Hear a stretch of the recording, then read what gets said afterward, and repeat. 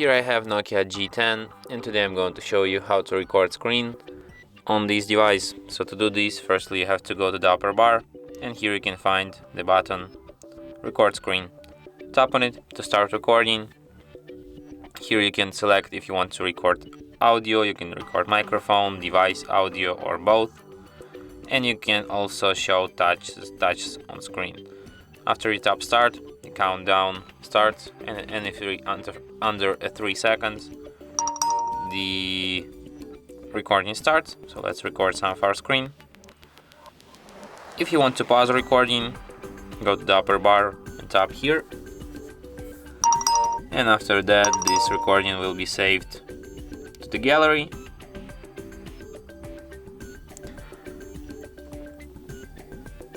And here it is. Seconds.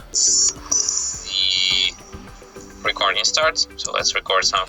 And from here you can share, edit or delete your recording.